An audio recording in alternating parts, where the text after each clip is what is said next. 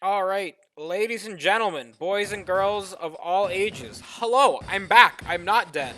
I just get really unmotivated really easily. But we're back with a different game this time, a little bit something that I haven't shown on the channel before. So this is Advanced Wars by Web. Some of you might be familiar with the Advanced Wars series from several. I think the last game came out was like in 2008, but we got a remake announced by Nintendo a couple months ago. And I found about this site called Advanced Wars by Web, where basically they've more or less emulated a hybrid game between like Advanced Wars DS and Dual Strike and Advanced Wars 2.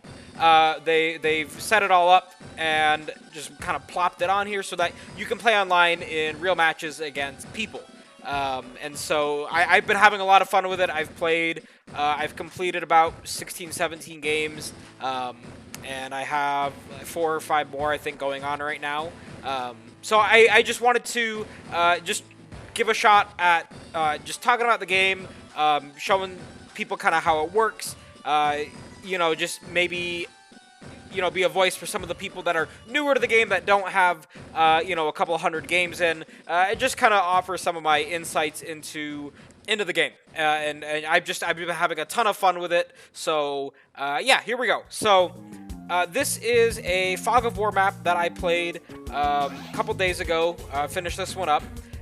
This is a tier. It was a tier 1 and below you could pick.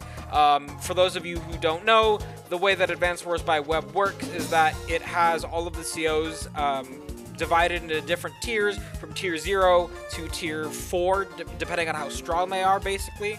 And so different matches will ban different tiers of COs, just in order to keep it balanced so you don't have someone like Flak going up against Hachi and just getting absolutely steamrolled, right? So this game is a tier 1 match. The cool thing is that Advanced Wars by Web actually has different tier lists for different game types. So normally Sturm, who I'm playing as, is normally a tier 0 CO. He's usually considered to be one of the weaker tier 0 COs in the game, and I'll talk about why in a second. But in Fog of War, he's considered tier 1, and so I was able to pick him. I'd been wanting to play a Sturm game for a while just because he's kind of a weird, kooky CO with how he works. My opponent, sus backwards, just someone I met, ran into online. They are playing as Lash, who's a tier 3 CO.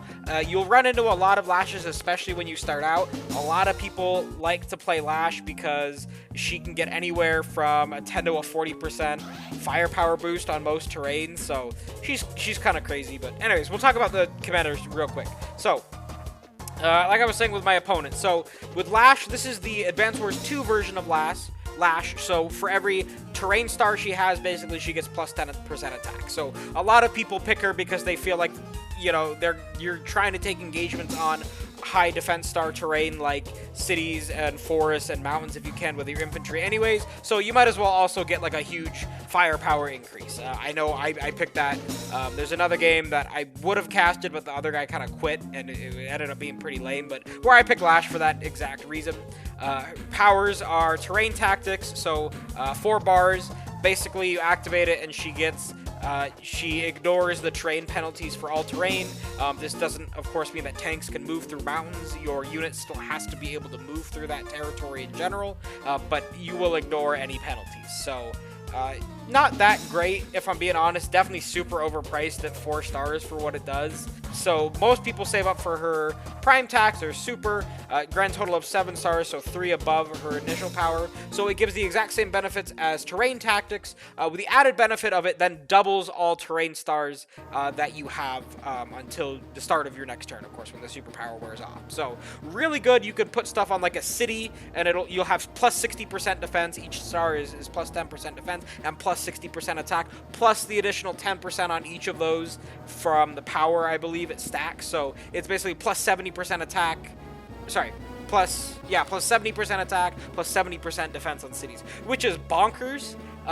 Even planes become plus 120, plus 120. So very strong superpower for only 7 stars. Then of course the movement can let you take some cool engagements that you wouldn't normally be able to take. So very strong even for a tier 3. I do think Lash is a pretty safe pick if you want to start playing the game. I think she does a really good job about teaching you about positioning and different things like that.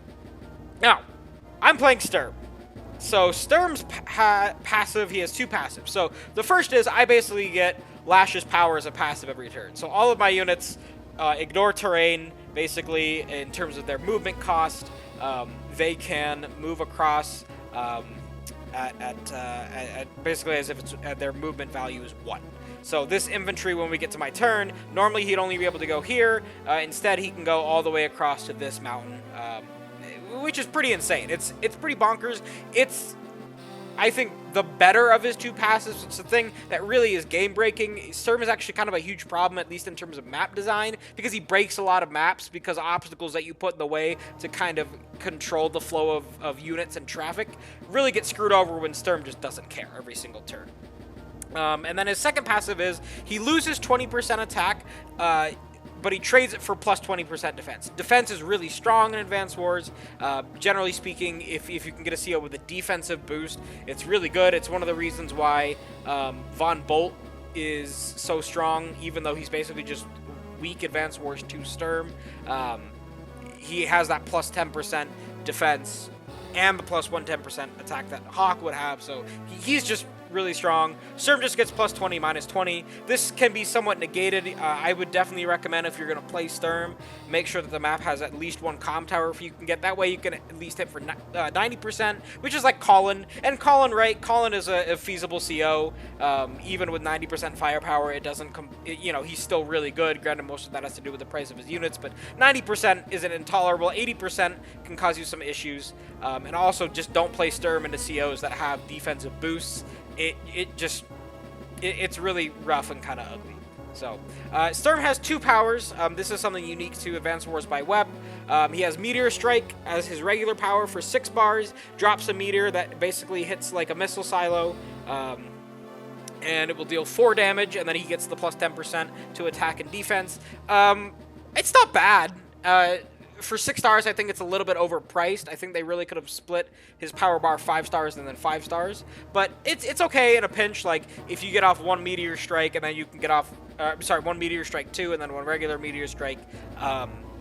It does a lot of damage. Having a free missile silo, basically, to start your turn isn't too bad. And it targets the largest accumulation of money on the map.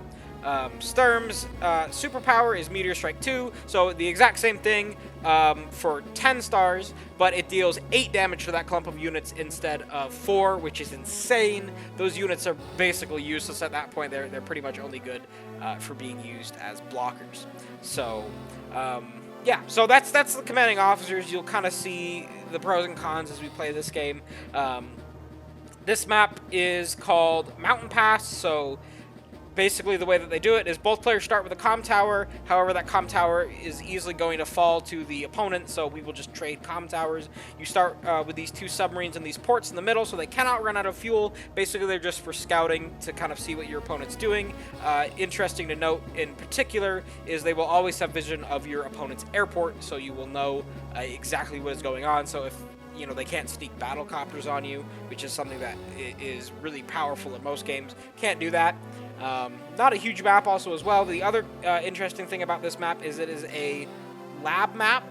So because there is no HQ on the map, but there are labs, these labs function as your headquarters. So if they are captured, you will lose. There's only 1 on this map. So normally, like, if you have 2 labs, you have to capture both. But in this case, there's only 1. Also, of course, it means if you play this map with lab units enabled, both players will start with lab units. Very interesting. Also, it deprives you of 1,000 funds at the start of your turn. But that's made up for in this particular case by the presence of the ports, so you still get your standard 3,000 that you would get on a normal 2-base map. So that's the introduction. We're going to jump into the gameplay. That's, I think, by far the more interesting part. We'll talk about some different moves, and we'll go from there. So first turn's pretty standard. Lash builds 2 infantry, and then waits her. I think she manually waited that sub, which I think is funny. So my turn, I'm going to move my infantry. I'm going to skip this city, because there's no universe in which I don't get that city. So I'm going to move him out towards the center. and then I'm going to build 2 infantry. Normally, the correct play here is to send just an infantry up to go and get this base so that you can have it a turn before your opponent. Mostly, I honestly just wanted to get this out to secure this city, and maybe if I get really greedy, this city or this city, just so I can maybe get an early funds advantage. I think, technically speaking, it's still correct to move toward the base, but I wanted to try something a little more ambitious. So jump over to turn 2. Lash goes for the easy quick capture here, which is really efficient. It gets her in position to take the comm tower. You could also make an argument, I think, for this play, capture this city and then move into the center. So again, these are kind of your contested properties along with some of these side properties. Think you could make an argument for it, but I wouldn't disagree with this play. And then sends her other infantry back down to the bottom right. So this is interesting. She is also kind of similar to me for going this base. I don't really agree with this because at this point, had I done what I was supposed to do, I would be 1 or 2 turns ahead of her on having a third base, which is pretty bad.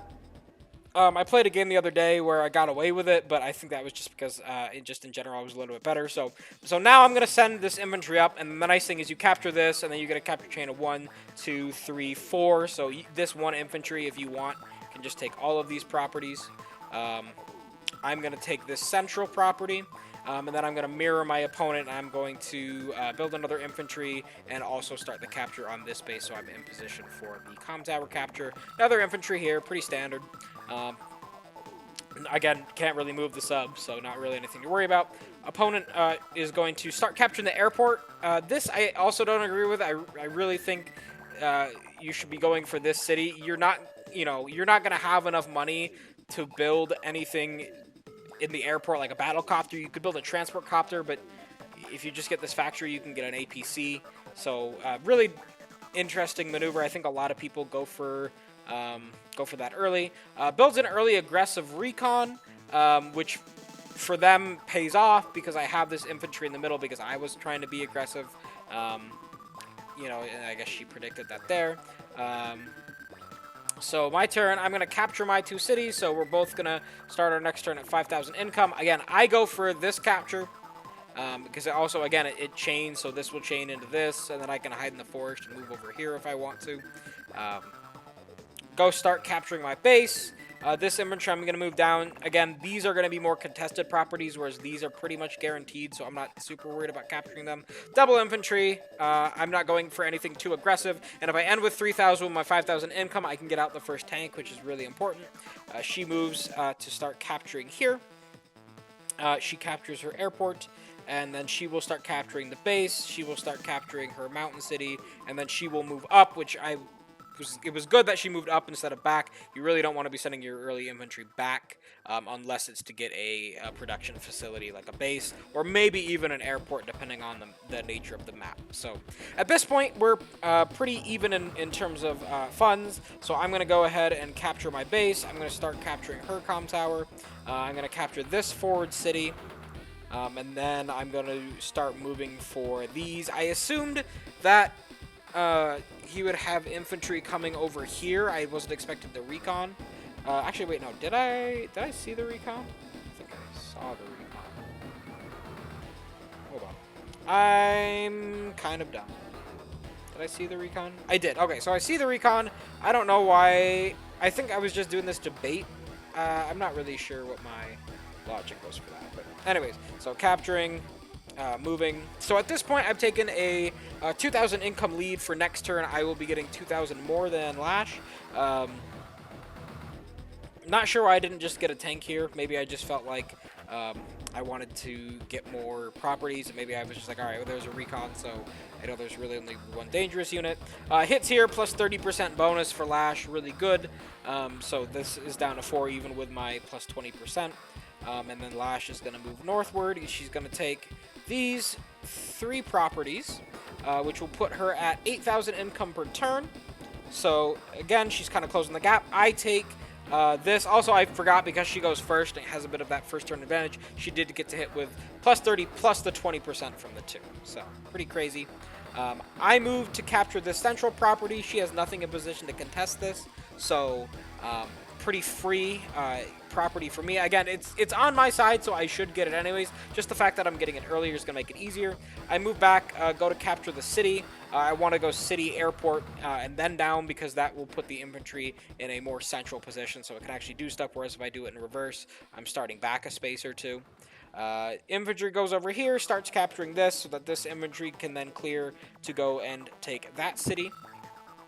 Gonna go take this mountain city just because at this point I kind of want to get the money rolling, and going for this city really isn't recommended considering they have vision. Capture this city. Pull this infantry back. I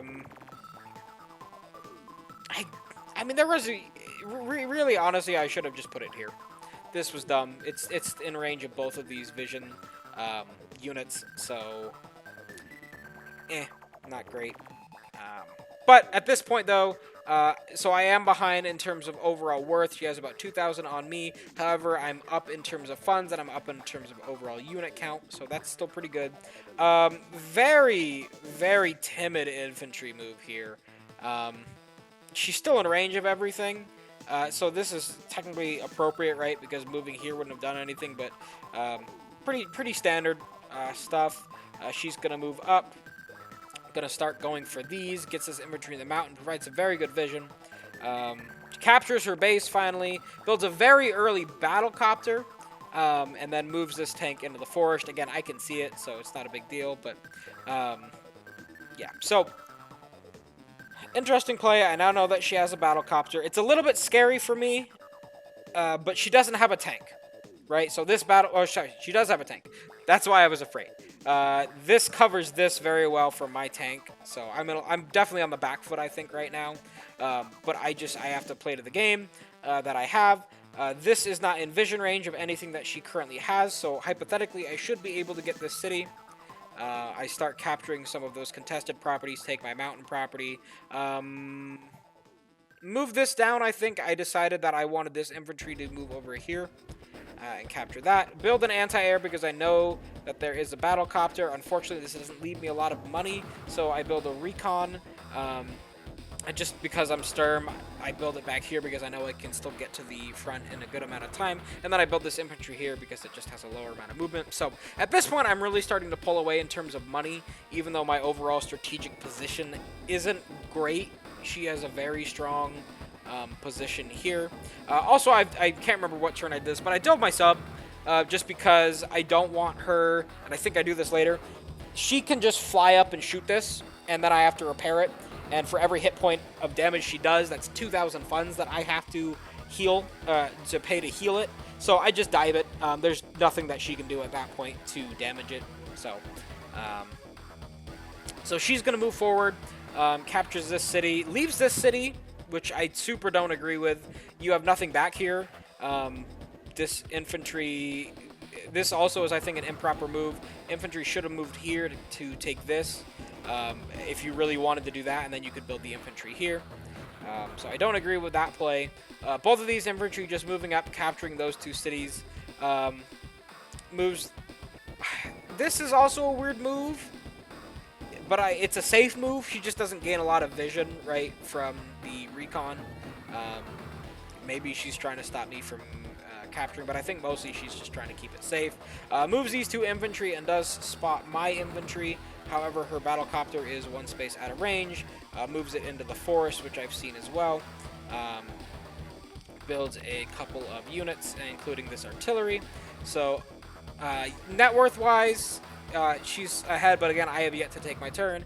I am still definitely ahead on the income game, and if we take a look here, I'm going to get even further ahead, capturing the airport in this city. So I will be making 17,000 at the start of next turn. She's going to be making 11,000, so economically, she's really falling behind, although, again, very favorable board state here for Lash. We're going to move down a couple of infantry. Get this anti-air into position because I know that this copter is here. I believe it's doing that glitch where sometimes it doesn't hide copters in forests, so I do see this.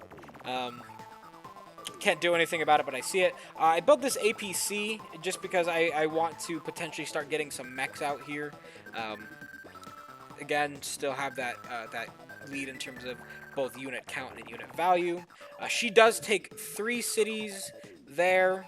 So 2 here, um, 1 here, and then she's going to take 2 for a grand total of 5 additional cities for her this turn. So income gap is basically gone.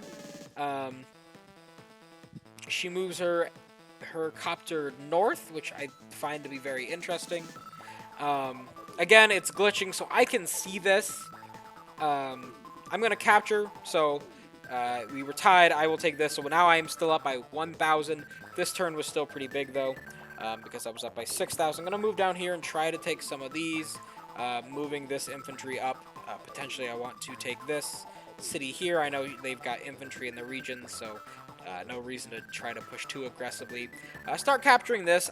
I doubt that I'll get it, but it's worth a try. And then this infantry is also positioned correctly here. Again, I can see this because of the glitch, so I shoot it. I then move the recon just because I felt bad. I shouldn't be able to just kill that battlecopter on a glitch, so I move my recon into harm's way. Also, just to kind of get some scouting. This is the move I would have done regardless. I don't really care too much about this recon. It's in range of, if he wants to kill it, it's a tank, a recon, and an infantry hit. So that's 3 of his moves. Start capturing that city. So again, you know, he would have to do this, and then he could double hit it, but with Sturm, that's probably not going to die, and then he would leave this infantry free to start capturing some things. Moving down, just some more infantry, putting him on this mountain doesn't get me a whole... I don't think this gets me any extra vision, actually, but just kind of a good place to go. Start capturing that back city. Double tank this turn, which is really big. He base skipped last turn. He builds a lot of mechs. I see a lot of newer players do this, especially with Lash. Again, not surprising. He hits. But, I mean, even with Lash with this plus 50% total, still only does 6 to Sturm infantry on a city. So, Sturm's defense, really insane. She is going to shoot at my anti-air, which is fine. It's done its job. It is an 8,000 unit that's traded for a 9,000 unit, and that 9,000 unit was really going to screw over a lot of my tanks, so I got rid of it. Moves another tank into the forest, takes this shot. 8 to 7 is fine because this is going to heal up to 9, so I'm not super unhappy with that trade. Moves the artillery into the forest. And builds a this is only day 9, very early medium tank. But she's able to back it up with double infantry, so solid play. Again, can't really criticize that. I'm going to retreat this. I want to get it healed up to 6 or maybe 8 because then it's still capable of one-shotting, I believe, or at least getting it down to 1. Capture another city here, so 20,000 to her 18,000. Move to capture another city. This is not in vision of her, so this city is likely guaranteed. She would have to move this infantry first and then hit with the 8, which is fine. I don't mind her throwing away an infantry. I'm already up economically at this point, so it's on her to make a comeback in that regard. Just move another infantry over. I just want to have another infantry to try to contest this property.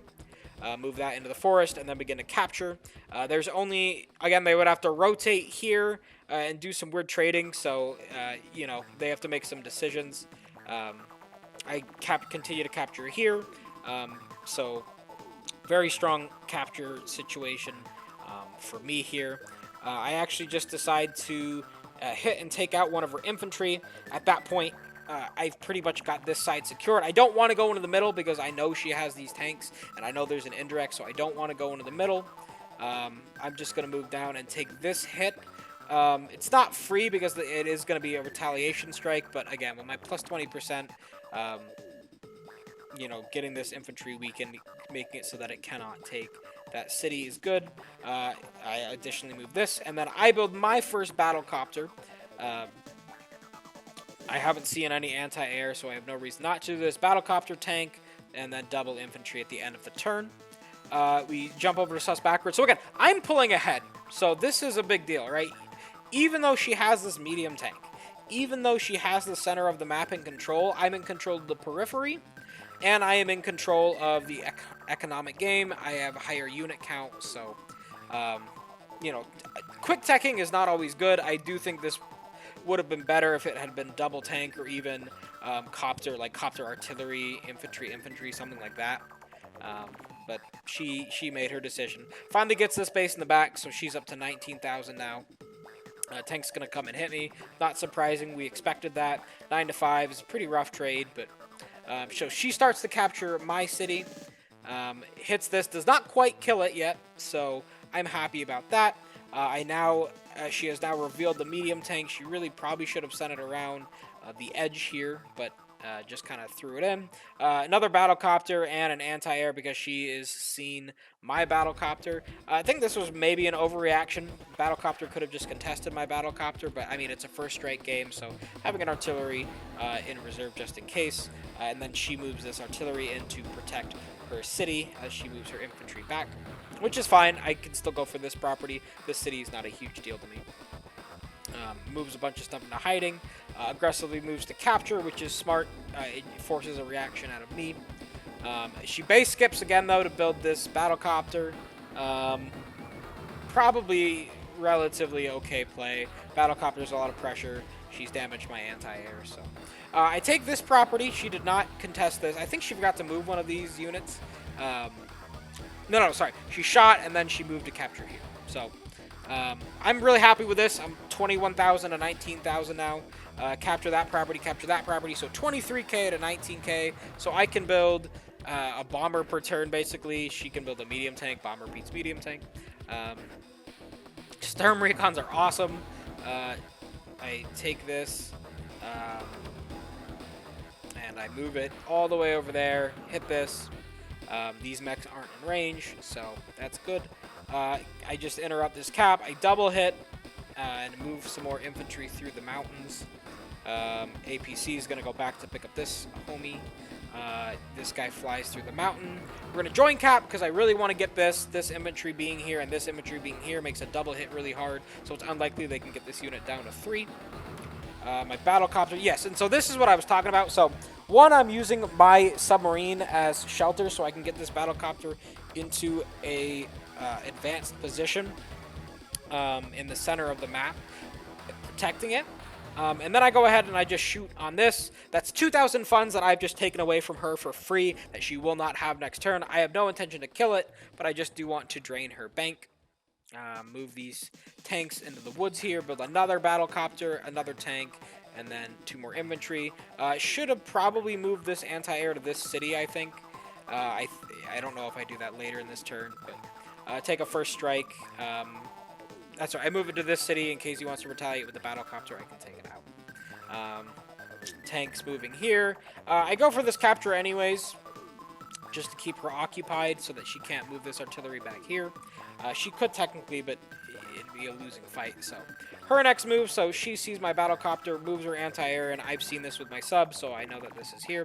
Takes the shot, which we expect, and kills my infantry, which again we expect. Battlecopter again moving into the forest, very cute. Fires and loses that infantry, takes another shot, kills that.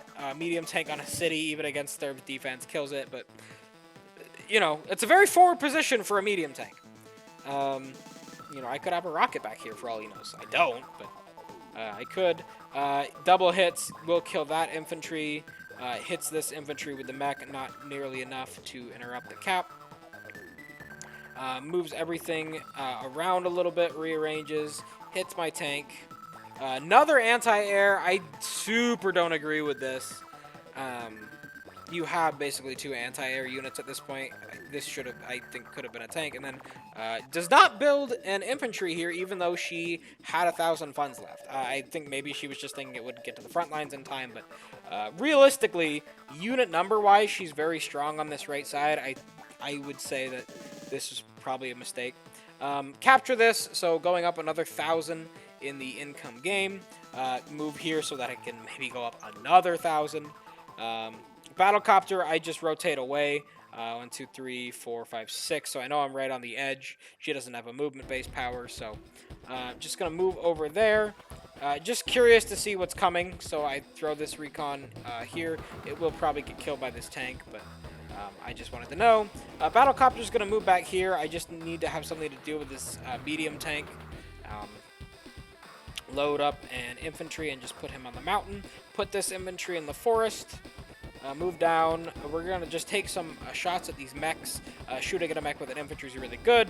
Moving this anti-air over here. If he wants, he can move this tank forward. It will die, and I am okay with trading that. This anti-air also has plus 50% defense. This thing basically has minus 20% attack. So That's fine.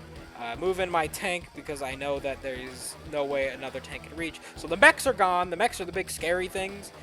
They deal, tons of damage. Use my infantry to get rid of that. So all of a sudden, I've now taken over this side. Use another infantry to weaken that guy. Build an artillery just in response to the medium tank. Can probably hide it behind. My battlecopters are already kind of a response just because they don't take a lot of damage. I can take off maybe 2 hit points at a time. And if she wants to repair that, that's fine.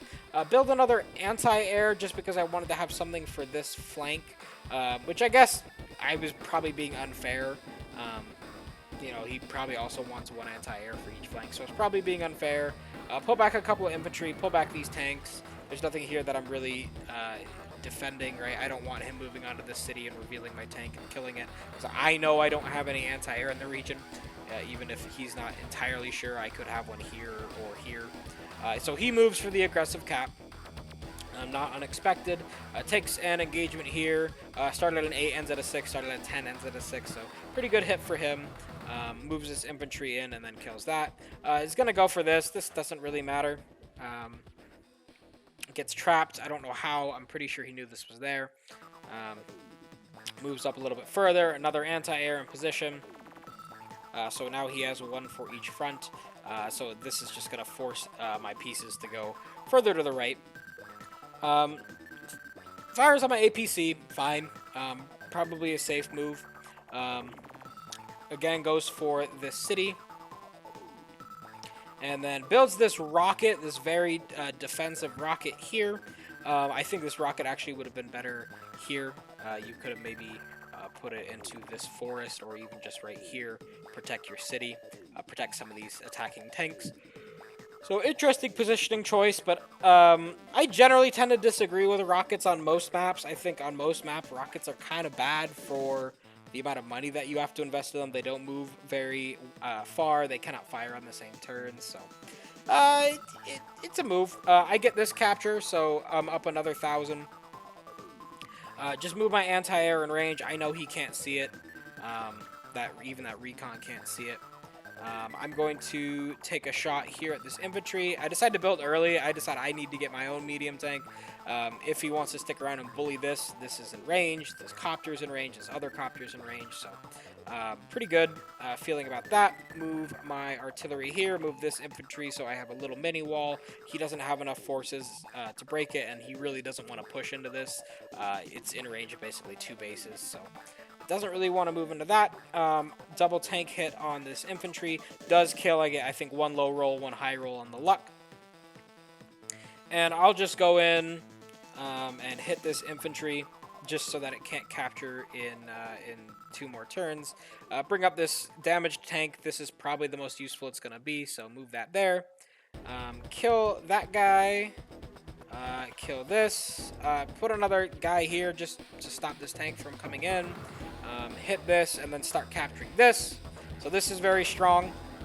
If I can capture this city again, he's going to go down to 18. I'm going to 26. 8k lead is insane. I just take out another infantry here. And as you can see, so he's now down to 6 infantry. I have 12 at varying degrees of health, but most of them are pretty high health. This infantry also just positioned in case he base skips here. I can take the comm tower potentially. Very unlikely.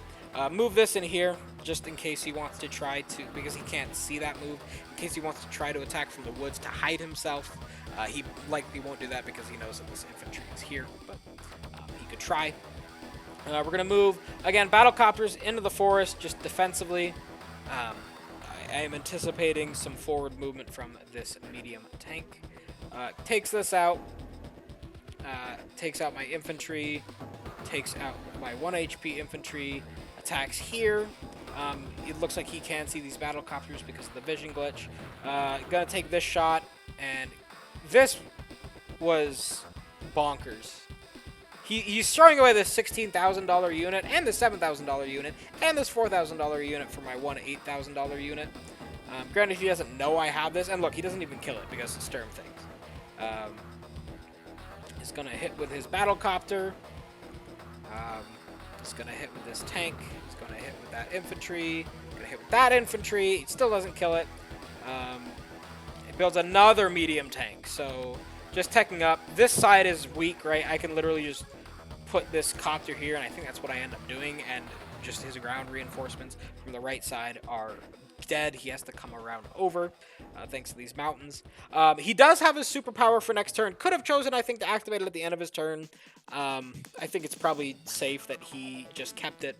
I think that's probably a reasonable play. I have my power. I don't really want to use it. Basically, I get double the damage if I get 4 more stars. So the original 4 cost 6. The additional 4 cost 4 more. So I decided to go to that. Fire with the artillery first, then I reveal my medium tank. And his is now at 1.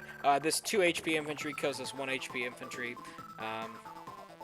I move in and I hit here. I know that, again, both of his artillery are now over here, and if he's built another one here this turn, it can't get there. It's possible that he has another one early, but not a big deal at that point.